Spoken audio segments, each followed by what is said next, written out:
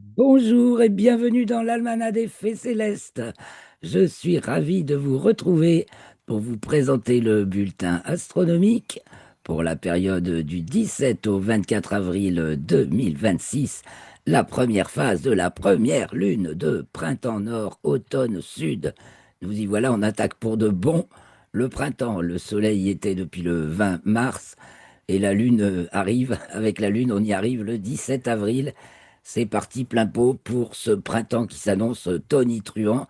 Déjà, rien que du point de vue des astres, cette semaine est une des plus chargées que j'ai eu à traiter depuis que je fais ce bulletin astronomique et l'almanach des faits célestes qui auparavant s'appelait la cagouille céleste et auparavant le petit éphéméride astronomique logique de Rocastre.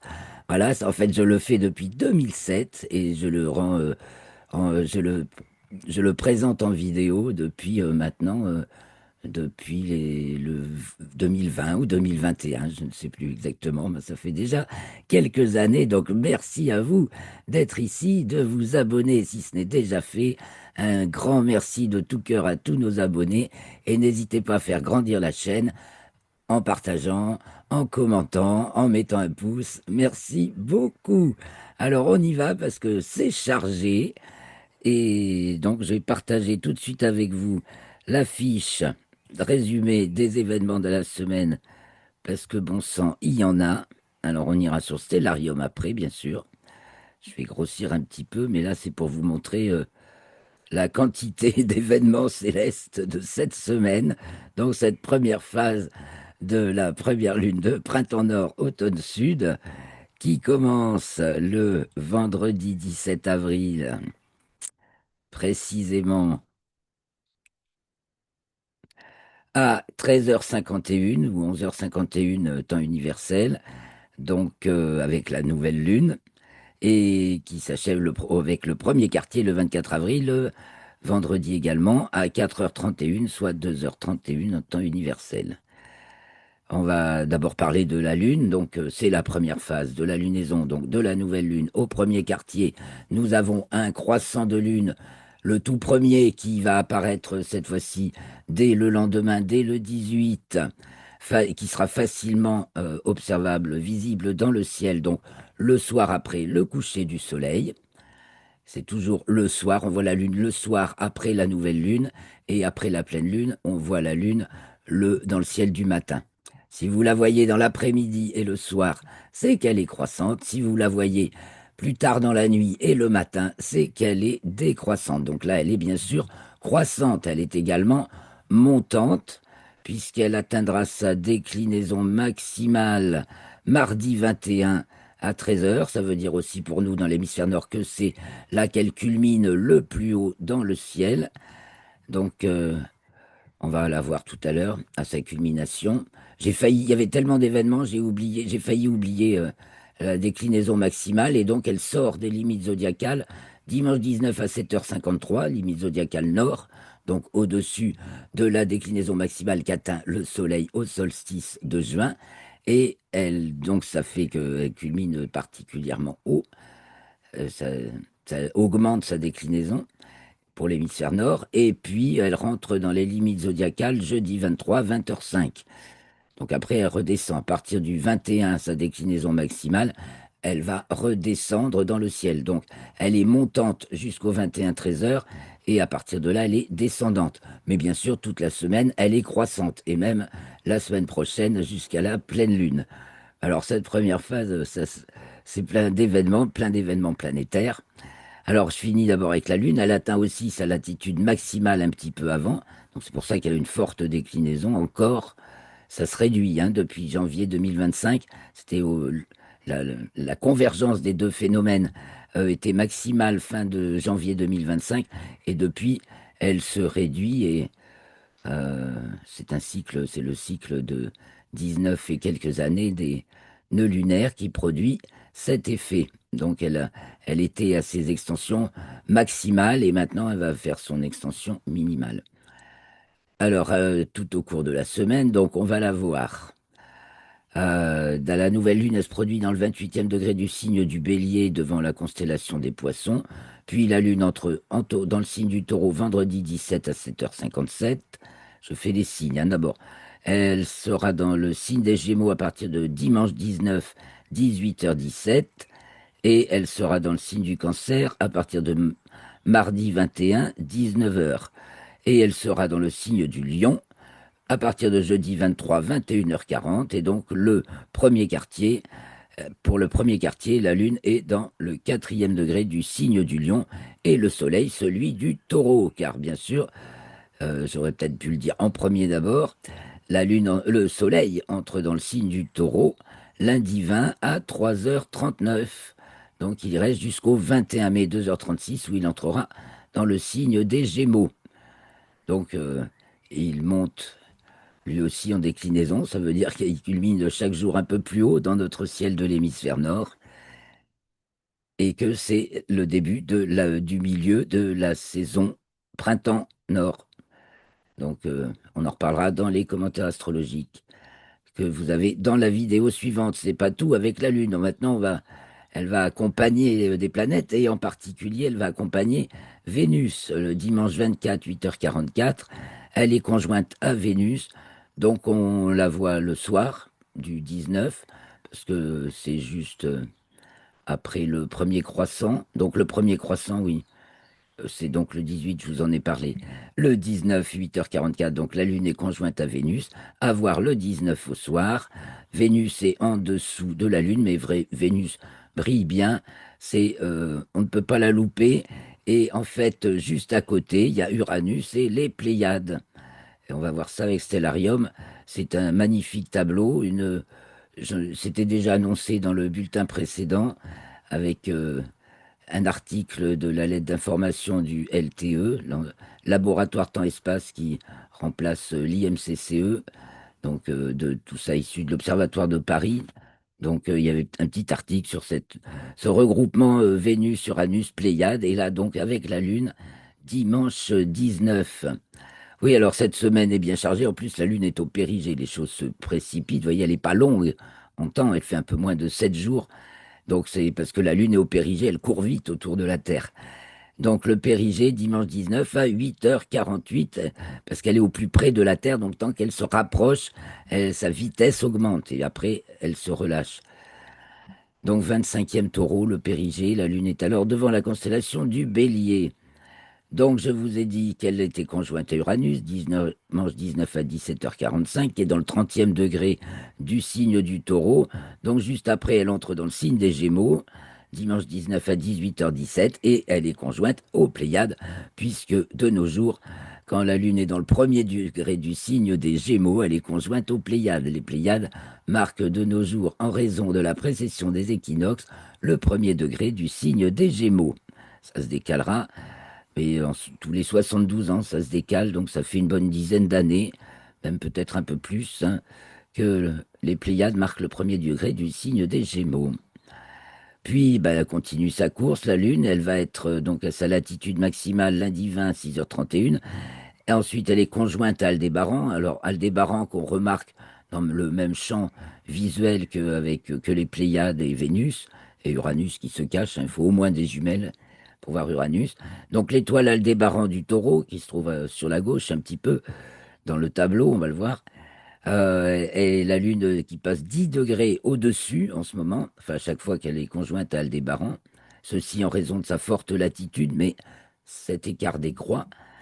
Donc à 10h38, lundi 20, donc à remarquer le 20 au soir, quoi. Le 20 au soir, Aldébaran se couche à 23h41 chez nous, et la Lune à 1h11, donc le 21 au matin. Elle est à sa déclinaison maximale, donc mardi 21 à 13h. À partir de là, elle va redescendre en déclinaison, et donc pour nous aussi en hauteur de culmination dans le ciel de l'hémisphère nord. Elle entre dans le signe du Cancer à 19h le mardi 21. Elle est conjointe à l'étoile Elnat Bêta du Taureau. Elle passe touche à l'étoile à 7h24 le 21. Donc c'est à voir aussi la nuit du 20-21 avril, hein.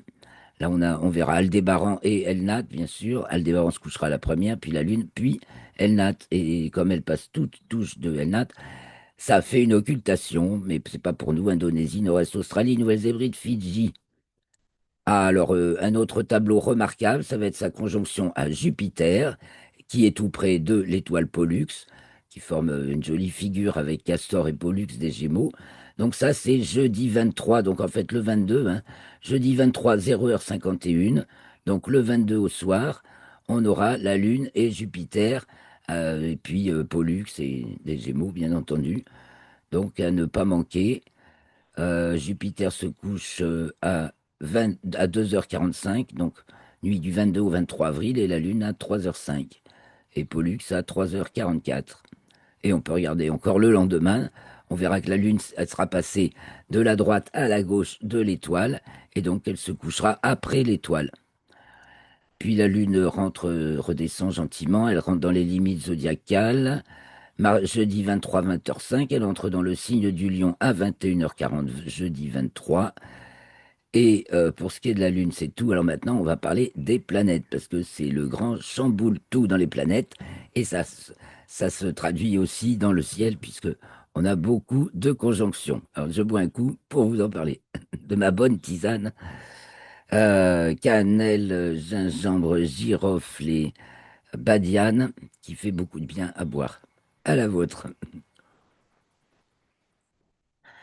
Alors, ben on va commencer par...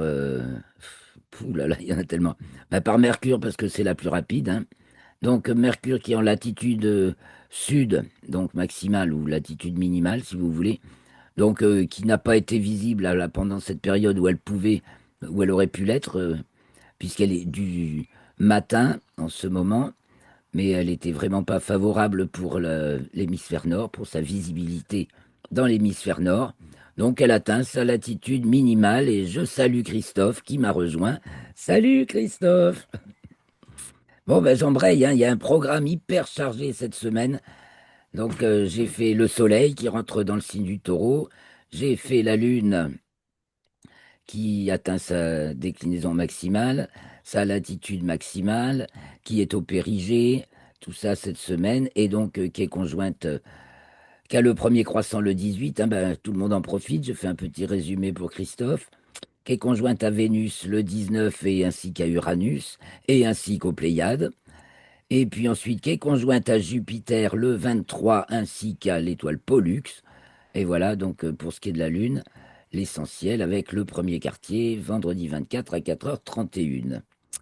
Mais aussi, donc j'arrivais aux planètes. Mercure qui est donc à sa latitude minimale en géocentrique, samedi 18 à 6h41, et je crois bien en héliocentrique, voilà, vendredi 24 à 18h20. Donc la latitude, c'est par rapport au plan de l'écliptique, ça veut dire qu'elle est en dessous du plan de l'écliptique, c'est le plan Terre-Soleil. En héliocentrique, c'est toujours 7 degrés son maximum ou minimum. C'est qui correspond à l'inclinaison de son orbite sur l'écliptique. Et en géocentrique, et c'est en héliocentrique toujours dans les mêmes degrés. Hein, là, c'est donc 19e verso, sa latitude minimale. En géocentrique, c'est bien sûr complètement variable et il peut y avoir un écart pratiquement d'une semaine pour Mercure entre le phénomène en géocentrique et en héliocentrique, bien qu'il soit bien sûr corrélé. Donc c'est pas tout pour Mercure. Donc en héliocentrique, elle rentre dans le signe du Verseau, dimanche 19 à 4h39. Ensuite, elle monte en déclinaison. Donc elle va passer en déclinaison nord dimanche 19 à 8h43. Ses aventures devant les constellations. Alors, elle est devant la constellation des Poissons depuis peu. Elle va passer devant la Baleine du 19 14h08 jusqu'au 23 17h06. Et on va voir qu'elle n'est pas la seule. Ensuite, donc, ça fait un petit. Il y a la découpe des constellations qui veut ça. Donc, Mercure avance, elle est devant les Poissons. Elle passe devant la Baleine et puis après elle se retrouve à nouveau devant les Poissons, toujours en mouvement direct. C'est pas le tout, puisqu'on a aussi Mars qui fait la même, Mars qui est devant les Poissons, qui arrive devant la Baleine dimanche 19 à 2h26 et qui ensuite se retrouve devant les Poissons mardi 21, 22h51. Ensuite, elle reste devant les Poissons jusqu'au 18 mai. Il s'agit de Mars, qui est à ce moment-là, qui est dans le signe du Bélier, hein, 10e Bélier, quand elle arrive à nouveau devant les Poissons. Et toutes ces planètes vont se... Il y a Mars, alors on va voir les conjonctions après.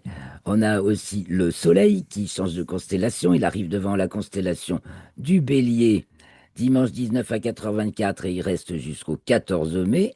Il arrivera devant la constellation du Taureau. À ce moment-là, quand il arrive devant la constellation du Bélier, il est dans le 30e degré du signe du Bélier. Donc, bien entendu, peu après, lundi 20 à 3h39, il entre dans le signe du Taureau. Mais nous en avons déjà parlé. Vénus aussi change de constellation. Elle arrive devant le Taureau dimanche 19 à 5h30. Elle était donc avant devant la constellation du Bélier. Maintenant, elle va être devant le Taureau jusqu'au 19 mai, mouvement direct.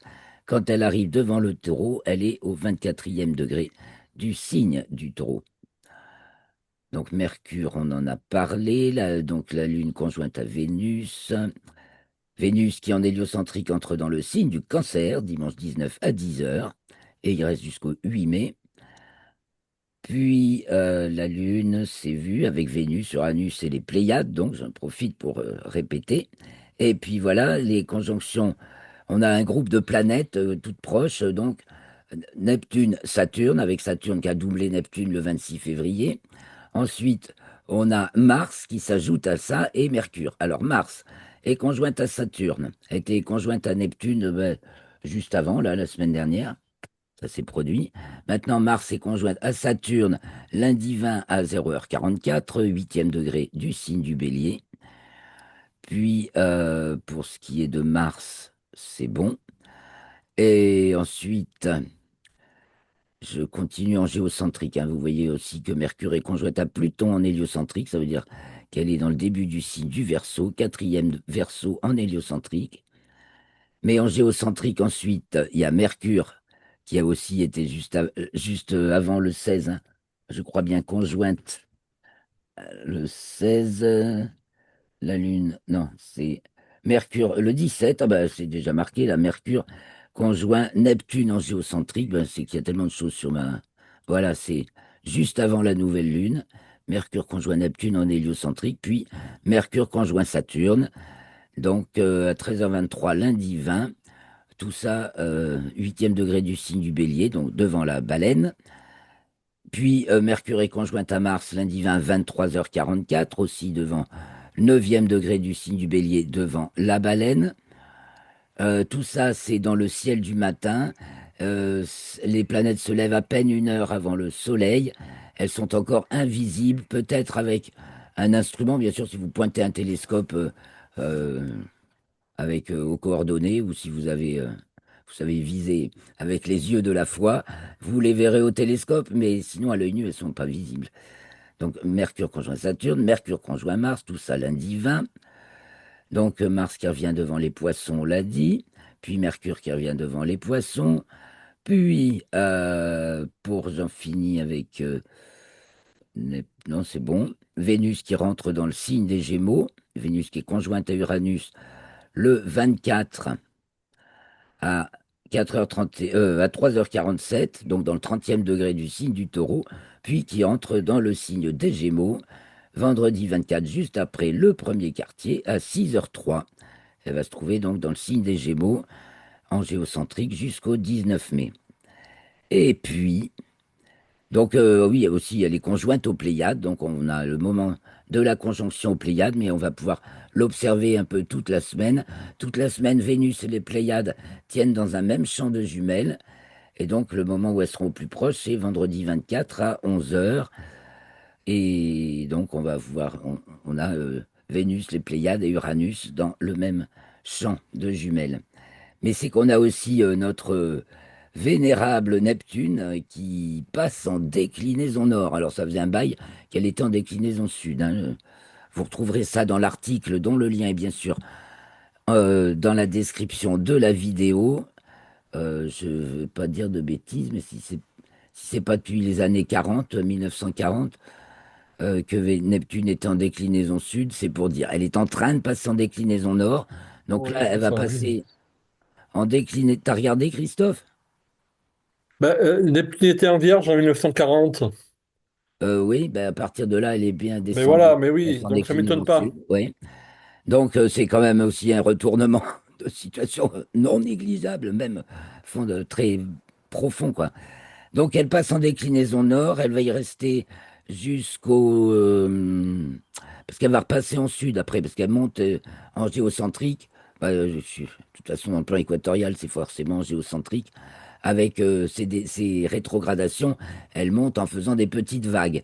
Donc là, elle va passer en déclinaison nord. Son dernier minimum, c'était le 7 décembre à -1,29. Son prochain maximum sera le 3 juillet. Puis après, elle va redescendre, elle va repasser quelques temps en déclinaison sud, enfin juste un tout petit peu, quoi. Et après, elle sera complètement en déclinaison nord.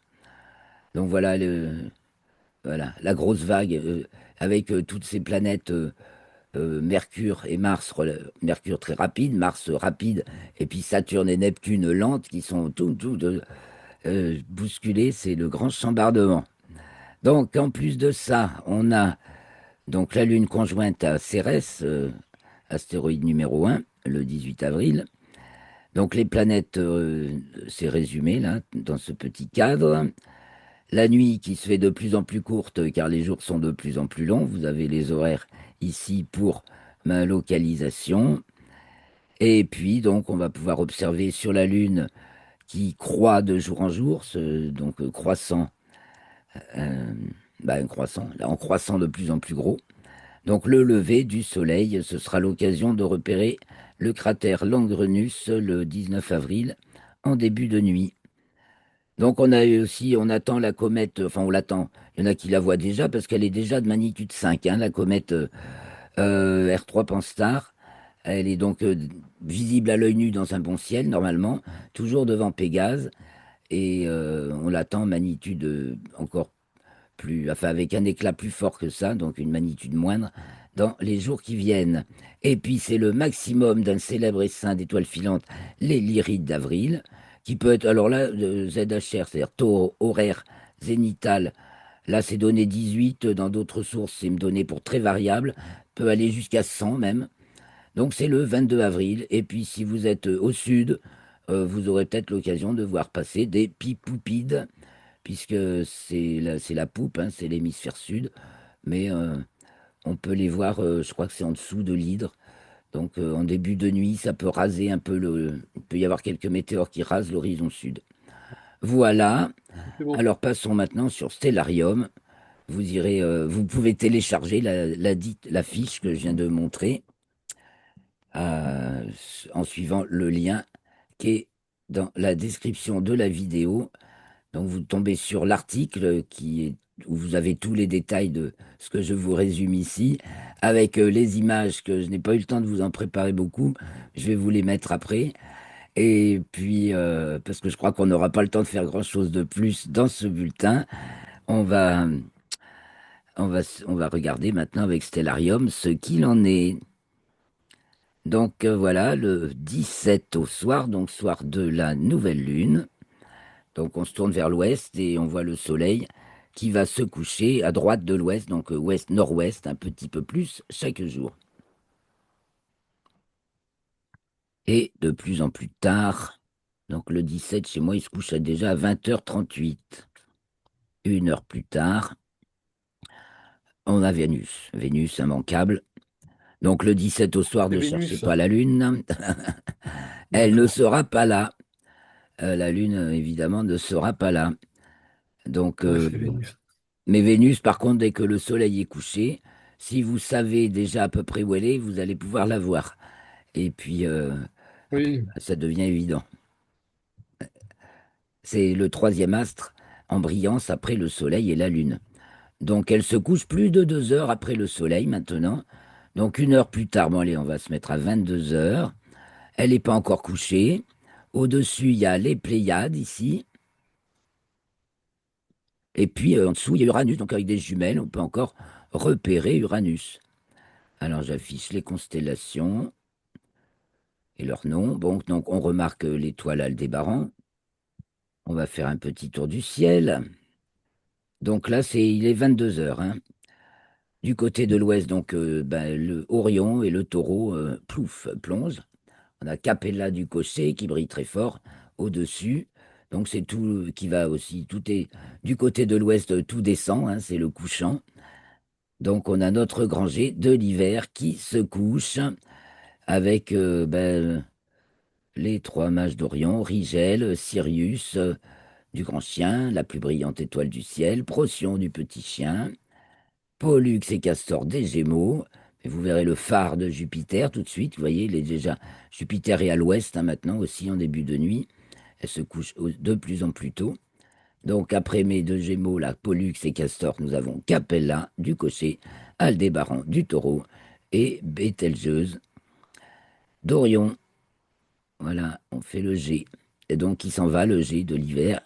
Et bientôt on ne verra plus Orion ni Sirius. Ce sont les étoiles à remarquer l'hiver. La beauté du ciel d'hiver. Donc du côté du sud, en début de nuit, c'est l'hydre qui passe au méridien. Vous voyez la poupe là, je vous parlais des pipoupides, donc c'est en début de nuit, son sud-sud-ouest, vous pouvez voir passer quelques étoiles filantes qui sortent de la poupe. Au-dessus, donc au sud, en fait, c'est Régulus du Lion hein, qui culmine. On va donner un petit peu plus d'éclat à ce petit monde, enfin de nom, quoi. Parce que là, étoiles, pardon. Étoile, Régulus, la tête, enfin, non, le ventre du lion, Dénébola, la queue du lion. Et donc, donc ça, c'est au sud, hein, c'est ce qui culmine. Je réduis un petit peu pour qu'on voit le ciel de bas en haut. Alors, on est pratiquement en haut là. Donc, vous voyez, le lion passe haut dans le ciel, bien sûr. Je me tourne vers l'est, au sud-est du Spica de la Vierge. Donc Spica que je vais retrouver dans le prolongement de l'arc formé par la queue de l'ours qui est du côté nord-est, qui monte en début de nuit, hein. Donc l'arc formé par la queue de l'ours, je le prolonge. J'arrive sur Arcturus du Bouvier, très brillante, qui est, vous voyez, pile à l'est et qui s'élève. Et Spica de la Vierge, ça fait une belle courbe. Donc à l'est s'élève le Bouvier, apparaît Hercule au nord-est, et au nord, début de nuit, nous avons Céphée tout en bas. Nous je remets voilà, pour qu'on voit bien le ciel entièrement. Nous avons donc la grande ours qui arrive là-haut sur le dos en début de nuit, et Capella à gauche qui descend et Cassiopée tout en bas. Donc on va rester au nord, on va regarder d'heure en heure le ciel qui tourne avec notre horloge céleste. Vous voyez, la petite ours et le dragon sont à droite côté est, donc on va dire à 3 heures, comme si c'était une horloge, hein. Midi, voilà, la grande ours est midi, c'est fait à 6 heures. La petite ours est à 3 heures et la girafe est à 15 heures, à 9 heures. Donc à 23 heures, minuit, enfin 0 heure, 1 heure, 2 heures. Alors le minuit vrai, il est de plus en plus tôt en ce moment. C'est 1h49 le 24. Donc au minuit vrai, je m'y suis mise. Là, on a la petite ours presque complètement redressée et le dragon, enfin il s'élève encore, tandis que la grande ours descend et Cassiopée est tout en bas. Donc à l'ouest, on a les Gémeaux qui s'en vont avec Jupiter. On voit le lion qui plonge. On a l'hydre tout au long. Vous avez l'hydre aussi. On peut s'amuser, c'est amusant si on a un bon horizon de repérer l'hydre depuis sa tête, qui est petite figure assez remarquable, en dessous Régulus. Enfin, on a l'étoile Alphard sous Régulus.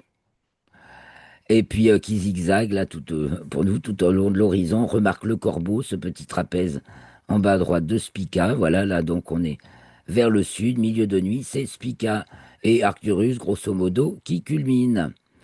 Et on a donc la Vierge qui culmine, suivie de la Balance, Antares du Scorpion au sud-est qui est levé, le Serpentaire au Fucus, qui s'élève aussi au sud-est, et à l'est, nous avons Altaïr de l'Aigle qui se lève pour compléter le grand triangle de l'été, donc formé par Vega de la lyre, Deneb du cygne et Altaïr de l'Aigle. Et on va rester du côté de l'est pour finir la nuit ensemble. Donc là, il est pratiquement, je vais mettre 3 heures du matin, 3 heures. Donc le grand triangle de l'été s'élève en deuxième moitié de nuit avec Hercule, etc., le dragon. Les petites constellations sous le signe, petit renard, flèche, dauphin, petit cheval, à l'intérieur en fait du grand triangle, quoi. Aux trois belles de l'été. Et puis 5 heures du matin, Pégase commence à apparaître. Le Sagittaire est levé au sud-est. Et voilà, bah, c'est vite la fin de la nuit à 6 heures. C'est les lueurs de l'aube, tandis que apparaît le Verseau. Et on a fait à peu près le tour de la nuit. Alors on va repérer où sont ces planètes qu'on ne verra pas vraiment à l'œil nu, mais on va les chercher quand même. Donc on va avoir Mercure. Alors, faut que j'enlève tout horizon là. Allez, voilà. Bon, je vais les chercher parce que elles sont derrière la haie là. Je ne peux pas les voir. Oh là, Elles sont trop basses et dans la lueur du jour. Ou ça, si ça veut bien ne pas trop ramer, parce que cette nouvelle version de Stellarium est parfaite. Mais alors, il y a une fonction sur laquelle elle bug, c'est la recherche. Bon, ben me voilà mal barré. Donc, elles sont donc devant les poissons, vous voyez ici. Donc elles sont à peine levées et on a bon, Neptune la plus invisible, bien entendu, qui restera toujours invisible à l'œil nu. Mais on a aussi Saturne, Mars et Mercure. Ah, c'est sympa. Eh ben, on va montrer Neptune, parce que si on a Neptune, on aura tout le monde. Vous voyez, Neptune est là. Alors, ah ce que oui. je vais faire, j'enlève le sol, j'enlève l'atmosphère. On va les retrouver après. Voilà. Enfin, je peux laisser le sol, elles sont levées. Non, elles sont pas bien visibles. Alors, je vais mettre la ligne d'horizon. Voilà, ligne d'horizon. Donc ici Neptune, ici Mercure, ici Mars, ici Saturne. Alors là, nous sommes le 18, et ben on va aller de jour en jour voir comment ça évolue. Donc le 19, on va voir Mars a doublé Saturne. Bon, alors Mars a doublé déjà Neptune, puis elle a doublé Saturne. Mercure a déjà doublé Neptune. Mercure arrive sur Saturne, Mercure a doublé Saturne, Mercure a doublé Mars, nous sommes le 22, voilà, le 23 et le 24. Vous voyez, ça y est, ça reprennent un peu de la distance, mais ben voilà, tout l'ordre d'apparition est bousculé. Donc Mercure, on la verra plus dans le ciel du matin, là, puisqu'elle va aller, elle va vers sa conjonction supérieure, pleine Mercure, qui aura lieu début mai. Et puis, ou un peu tard, même le 14 mai, elle va traîner invisible dans le ciel du matin. Et puis, Saturne, on va pas tarder à commencer à la voir dans une semaine ou deux, en toute fin de nuit. Et Mars, il faudra attendre un peu le mois de mai. Ça, voilà, pour l'instant, on les voit pas. Alors, je vais remettre l'atmosphère. Vous voyez, donc impossible de les voir à l'œil nu. Si vous avez un télescope, que vous pouvez les remarquer si vous savez bien viser, sauf Neptune. Dans un ciel clair, vous la verrez pas. Ah oui, on a à propos de ciel clair, on a aussi donc, je vais reprendre la Lune au fur et à mesure de la semaine. On a la Lune, Jupiter et Pollux, donc ça c'est le 23. Le 23 et avoir le 22 au soir. Voilà. Le 22 au soir, donc du côté de l'ouest, on va se mettre une heure plus tôt. Donc là, il est 22h42. Donc on a Lune conjointe à Bon, Jupiter, vous Bertrand, voyez. alors, on se presse là. Oui. Mm. On a combien de temps pour Et partir? chut, chut, chut, s'il vous plaît, coupez le micro, Christophe. Coupe ton micro si tu as des conversations privées. Donc Lune conjointe à Jupiter, une Lune en croissant de plus en plus gros, n'est-ce pas? Donc sous l'étoile Pollux, tiens, je trace l'écliptique. Vous voyez, Jupiter est presque sur l'écliptique. La Lune est en latitude nord encore. Et donc on a tout cet ensemble à remarquer le 22 au soir. C'est beau. Alors, ben, je vais vous parler vite fait des infos locales. Enfin, non, célestes, les infos locales du ciel et de l'espace. Et j'arrête ce partage. J'ai pas beaucoup d'images à montrer. Ah, mais on a une visite. Bonjour. Enchanté d'être trois cette fois-ci sur le bulletin astronomique. Alors, on va continuer. Je vais vous montrer donc les rares images que j'ai pour cette j'ai eu le temps de faire à l'avance, mais les autres, ça va venir. Vous les trouverez dans l'article. Donc là, c'est avec l'atlas virtuel de la Lune. Donc c'est une prévision. Comment on verra la Lune? C'est donc le 19 avril à 21 heures. Le jour se lève sur un fin croissant de Lune, bien sûr, toujours dans ce sens-là. Donc, troisième jour de la lunaison, le Soleil se lève toujours sur la mer des Crises. Et là, ça met particulièrement bien en évidence le cratère Langrenus, qui est en dessous de cette autre mer, qui est peut-être la mer des Nectars ou la mer des... Bon, je sais plus. C'est du nectar. Bref, c'est marqué. Il faut aller sur l'atlas virtuel de la Lune. Je les connais pas encore toutes bien par cœur. En tout cas, on peut repérer le cratère Langrenus. Ça, c'est pas une photo. Et ça, c'est une photo. Je vous en ai montré déjà la semaine dernière. Donc, prise depuis le vaisseau Orion de la mission Artemis 2. Donc, il y a déjà quelques jours, puisqu'ils sont bien rentrés sains et saufs dans la nuit du 10 au 11 avril, que tout s'est passé au quart de petit poil, pratiquement, hein. Tout s'est très bien passé en tout cas. Et donc, ils ont photographié la Lune depuis le vaisseau, avec une partie jour, partie nuit. Eux, ils ont survolé la face cachée. Et en plus, en prime, ils ont eu droit à assister à des chutes de météorites sur la Lune, ce qui a beaucoup enthousiasmé les scientifiques particulièrement intéressés à suivre les météorites sur la Lune. Surtout que si on veut faire des bases lunaires, il faut quand même se prémunir envisager que ce puisse être possible. Donc je sais pas si je vous les montre pas là les images. Je parie Christophe écrit pas, mais mais c'est qu'il est parti. Je ne... Généralement il me prévient, j'ai oublié de repartager, donc je repartage ces deux images. Je suis désolé, j'en parlais, je le faisais pas. Donc la précédente, c'était le cratère Langrenus sur la Lune, avec l'atlas virtuel de la Lune, où on voit donc le Soleil qui se lève dessus, avec donc les ombres, le Soleil éclairant comme ça, et les ombres donc de ce côté, ce qui signale les reliefs. Et puis donc cette photo prise par les astronautes de l'équipage d'Artemis 2.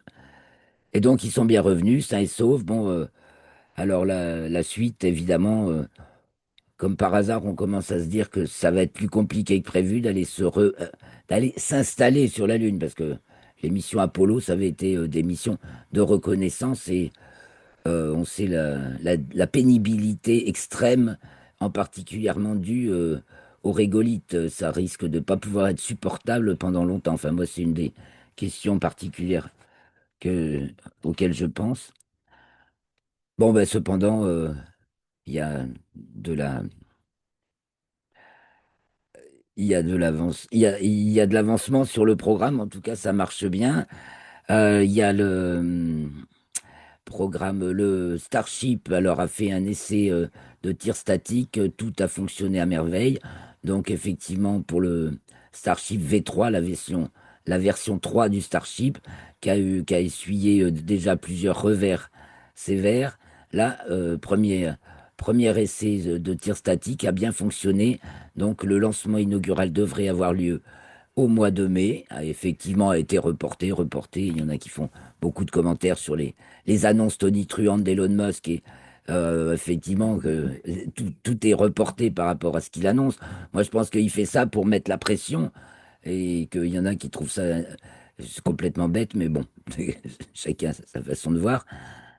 Il y a donc le réussite du lancement du tir, enfin du tir statique du vaisseau, du Star, Starship. Tiens, voilà Joël. Oui, oui, la V3 du Starship, c'est bien ça.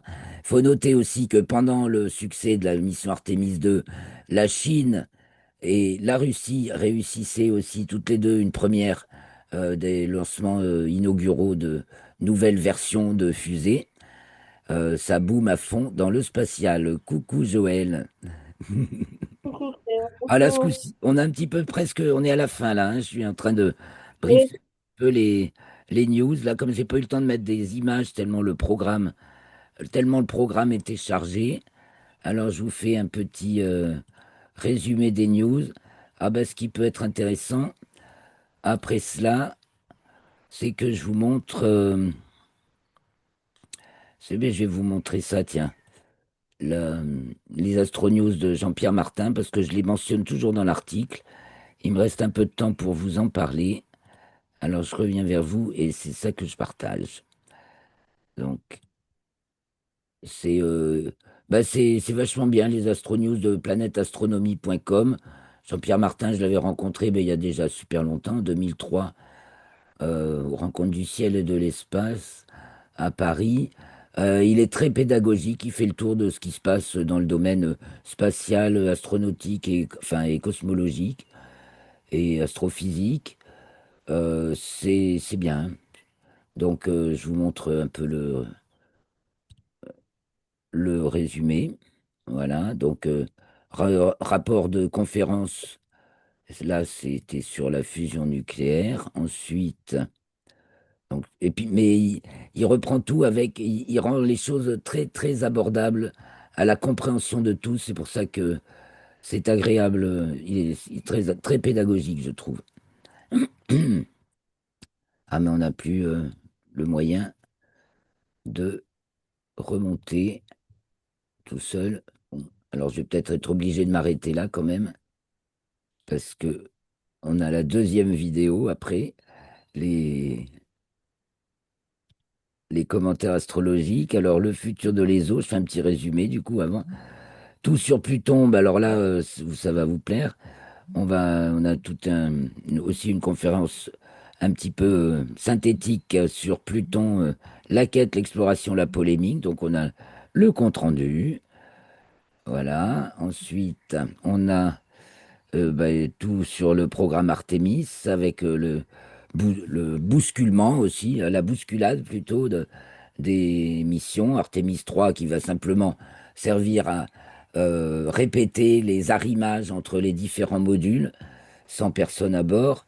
Et Artemis 4 qui est censé être la mission où des astronautes atterriront sur la Lune. Donc un rapport sur la mission Artemis de réussi. Le Starship à quand le vol 12? Ben, aux dernières nouvelles au mois de mai. Il y a Blue Origin qui met aussi une super pression, hein, et qui est très concurrentielle avec SpaceX. L'exploration de Mars, le nucléaire est-il la solution? Retour sur l'astronaute de l'ISS de l'équipage précédent qui avait perdu la parole. On en a parlé dans les dernières news. Bon, ben, notre modèle de l'univers est-il à réviser? Ça, j'en suis fortement convaincu. Et il y a des nouvelles, euh, toutes les semaines, il y a des nouvelles découvertes aussi avec James Webb Telescope et qui font remonter à plus loin dans l'origine de l'univers. Et donc voilà, et tous les articles présentés par Jean-Pierre Martin donc, sont agréables et faciles à lire, très, très pédagogiques. Donc il reprend là, c'est sur Artemis. Ça, il va assez loin dans son explication. Sinon, pour ce qui est de suivre les missions spatiales, je vous recommande Ufotinique sur YouTube. C'est un régal. Voilà. Bon, ici, toujours quelques bouquins également. Alors, je reviens vers vous et je vais vous saluer pour cette semaine super chargée. Euh, Profitez du ciel, hein, il est plutôt assez clément. Déjà, la température est plus agréable et puis il est dégagé d'abord, c'est pour condition numéro un. Donc, ne manquez pas le premier croissant le 18 au soir, avec Vénus et Uranus le 19, et puis avec Jupiter et Pollux le 23, et puis bah, toutes les étoiles du ciel euh, dans au milieu desquelles nous tournons, en fait, et qui reviennent chaque année à la même heure, à la même date, mais avec toujours des changements avec la Lune et les planètes. Donc, bon départ dans cette première lune de printemps. Je vous souhaite une excellente semaine. On se retrouve. Merci à Joël et à. Je sais, je vois pas comment tu t'appelles, mais je te remercie beaucoup d'être là. Oh, j'entends pas. Ah, j'ai pas le son, pourtant je pense Voilà, avoir. moi c'est Isabelle Pascal. Oh, Isabelle ben, Pascal. Ah, Isabelle, enchantée. Merci Isabelle. Merci oui, Isabelle. oui. Merci Joël. Merci à tous ceux qui nous Mm. suivent en replay. D'excellentes semaines sous les étoiles, la Lune et les planètes. Et à la semaine prochaine. Merci. Au revoir. Merci, au Ok. revoir. Au revoir.